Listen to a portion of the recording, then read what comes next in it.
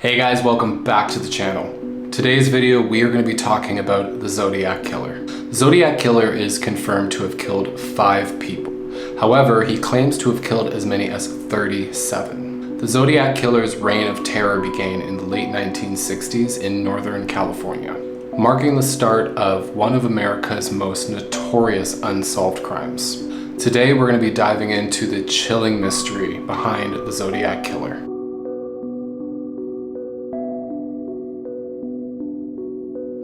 The Zodiac Killer's first confirmed attacks set the stage for his infamous legacy. Lake Herman Road murders, December 20th, 1968. Betty Lou Jensen, age 16, and David Faraday, age 17, were on their first date. They had parked their car on a secluded road, and both were found brutally shot multiple times. Faraday was shot once in the head, while Jensen was shot multiple times as she tried to flee. This marked the Zodiac Killer's first confirmed attack. The Blue Rock Springs attack, July 4th, 1969. Victims Darlene Ferrin, aged 22, and Michael Manjo, aged 19. Darlene and Michael were sitting in a parked car in a secluded area when a man approached them with a flashlight and just began shooting. Darlene was killed, but Michael survived despite being shot multiple times. Michael's description of the attacker was the first physical description that anyone had of the Zodiac. The Zodiac's letters would become a hallmark of his crimes. On August 1st of 1969, the Zodiac Killer sent nearly identical letters to the Vallejo Times-Herald, the San Francisco Chronicle, and the San Francisco Examiner. Each letter contained 1/3 of a 408-symbol cryptogram, which he claimed would reveal his identity. He demanded the letters be published to the front page of the papers, or he would kill again. The letters also included only information that the killer would know, describing each murder in chilling detail. A school teacher and his wife actually solved the cryptogram, revealing a chilling message. "I like killing people because it is so much fun." As the Zodiac Killer continued his spree, his attacks became more brazen. Lake Berryessa, September 27th, 1969. Brian Hartnell, age 20, and Cecilia Shepard, age 22. Brian and Cecilia were hanging out by the lake one evening when a man in a hooded costume approached them, tied them up, and stabbed them brutally multiple times. Cecilia unfortunately succumbed to her injuries 2 days later, while Brian was able to survive and provided a detailed description of the attacker and his costume. San Francisco attack, October 11th, 1969. Paul Stein, age 29, was a cab driver, and one night one of his passengers shot him brutally. The passenger then tore a piece of Paul's shirt and later sent it to the Chronicle along with a letter.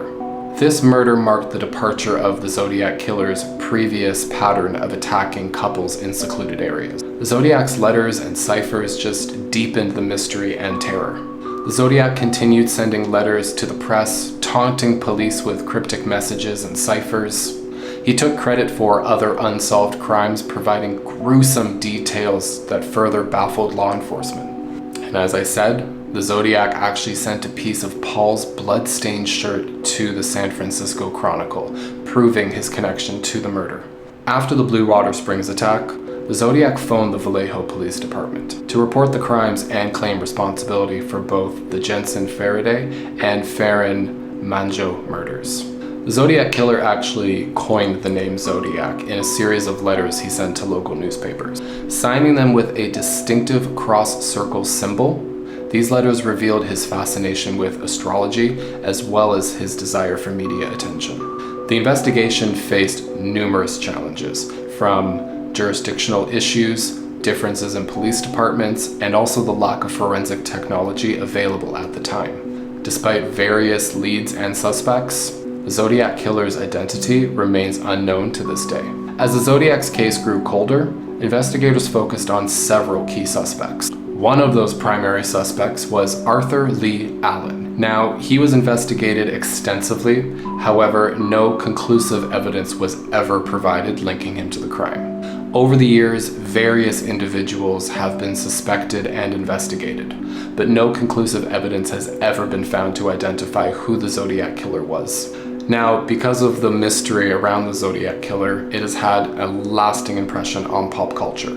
It has inspired numerous books, movies, documentaries, including the 2007 film Zodiac, directed by David Fincher. The Zodiac remains one of the most studied and speculated upon unsolved crimes in modern history, with amateur and professional investigators continuing to search for answers. Despite the passage of time, the search for the Zodiac Killer continues.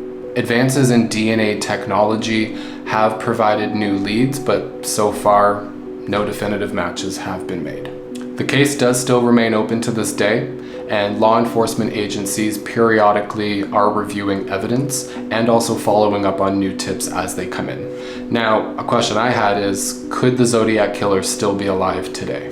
Now, it is unlikely given the passage of time, but here are some key points to remember. The Zodiac Killer's confirmed attacks occurred between 1968 and 1969. Now, let's assume the killer was at least 20 years old at the time of the first murder. He would be around 75 years old today.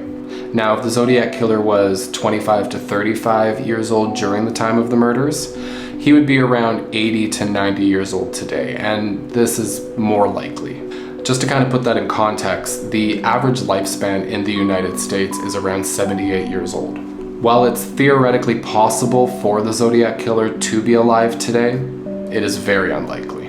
The early attacks and subsequent letters really set the stage for the Zodiac Killer's infamous reign, which would continue to baffle law enforcement and the public for decades. The enduring mystery of the Zodiac Killer captivates our imagination and is a reminder of the chilling reality of unsolved crimes.